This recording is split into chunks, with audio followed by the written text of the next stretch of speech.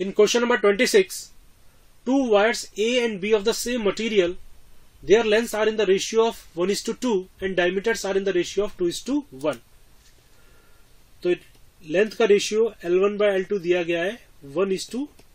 Now what is further given in the question? If the stress developed in both the wires is same, then we have to calculate the ratio of elongation in A to that in B. तो stress same है और material भी same है, तो हम कह सकते हैं कि जो स्ट्रेन आएगा दोनों में वो सेम आएगा. ठीक है, strain in A is equal to strain in B. Okay, तो यहां से मैं कह सकता हूं delta L1 upon L1 is equal to delta L2 upon L2. मुझे रेशियो निकालना है delta L1 upon delta L2 का, and that is equal to L1/L2, और उसकी वैल्यू क्वेश्चन में दी गई है 1:2. सो option 1 is the correct answer. In question number 27, a particle of mass m is attached to a metallic wire of length L, area of cross section A, and Young's model of elasticity Y. The other end of the wire is fixed. The particle is released from rest under gravity when the wire is in the horizontal position, and the particle moves along a vertical circle. Extension in the wire at an instant, the string becomes vertical. तो जब मैं इसको release करूंगा horizontal position से, तो किसी instant पर जाके रॉड वर्टिकल हो जाएगी, स्ट्रिंग वर्टिकल हो जाएगी. ठीक है, और ये इस पाथ पे फॉलो करेगा. ठीक है, तो मान लीजिए यहां से जब मैंने छोड़ा तो इस इंस्टेंट पर इसकी वेलोसिटी v हो गई है, स्ट्रिंग में टेंशन t है, और इसका मास की वजह से mg इधर एक्ट हो रहा है. तो net force toward the centre होगा t minus mg is equal to m into v²/L. ठीक है, and from the principle of conservation of energy I can say that v² is equal to 2g into L. तो v²/L हो जाएगा 2g के बराबर. तो यहां से t की जो वैल्यू मिलेगी वो मिलेगी 3mg. ठीक है, तो इस इंस्टेंट पे जो टेंशन है स्ट्रिंग के अंदर वो है 3mg. Cross sectional area A है, तो मुझे बताना है एक्सटेंशन. तो मान लीजिए एक्सटेंशन डेल्टा x होता है, तो delta x/L is equal to t/A divided by y. तो मैं कह सकता हूं 3mg divided by y into A. तो डेल्टा x आ जाएगा 3mgl upon y. So option 1 is the correct answer. In question number 28, a cubical block of side A and density rho slides over a fixed inclined plane with constant velocity v. There is a thin film of viscous fluid of thickness t between the plane and the block.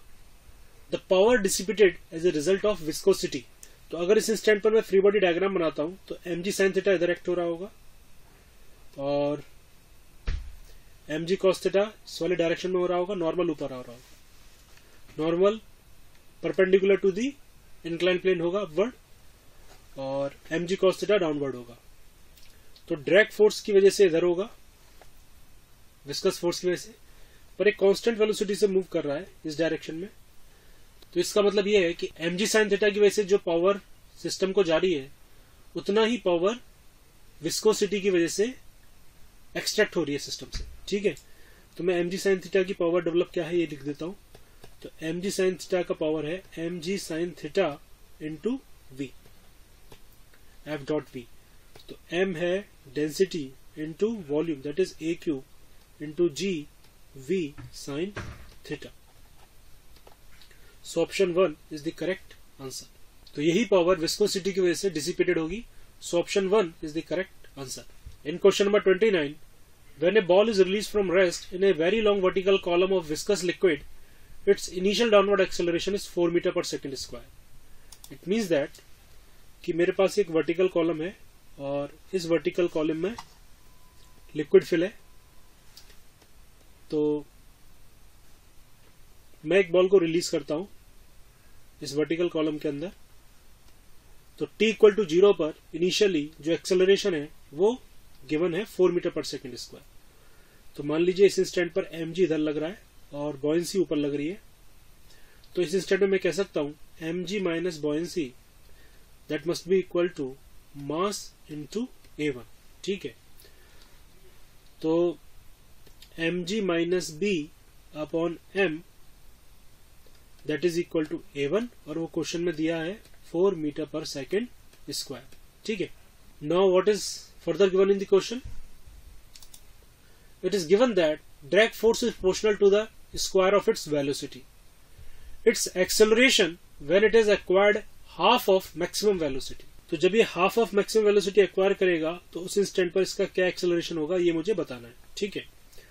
तो अगर मैं मान लेता हूं कि जब terminal velocity achieve होगी तो इसका जो एक्सेलरेशन होगा, नेट एक्सेलरेशन, वो 0 हो जाएगा. तो उस सिचुएशन में mg इधर लग रहा होगा, बॉयंसी इधर लग रहा होगा, और इस समय की जो वेलोसिटी है अगर मैं उसको v मैक्स बोल देता हूं तो जो ड्रैग फोर्स लग रही होगी वो लेट के v मैक्स का स्क्वायर लग रही होगी. ठीक है.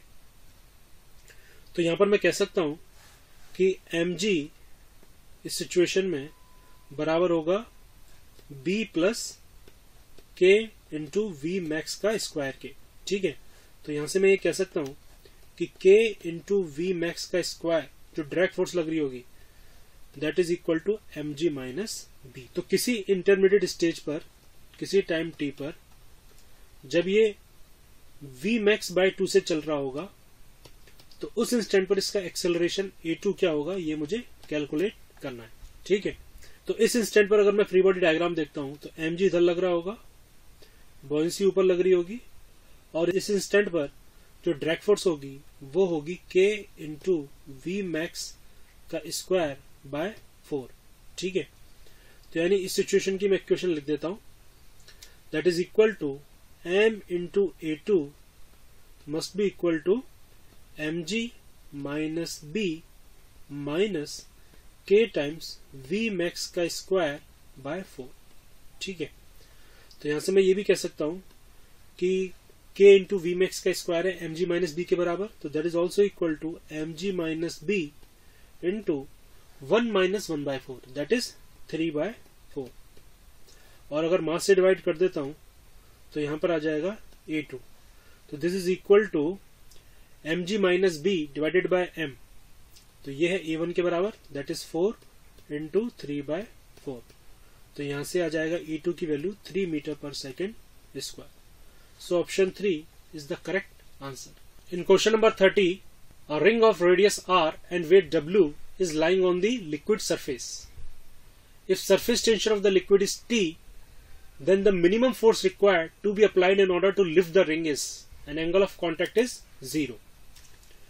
तो मान लीजिए कि रिंग है और ये रिंग लिक्विड की सरफेस पे रखी हुई है, तो इसके मास m की वजह से इसका जो वेट है w वो वर्टिकली डाउनवर्ड लग रहा है. ठीक है.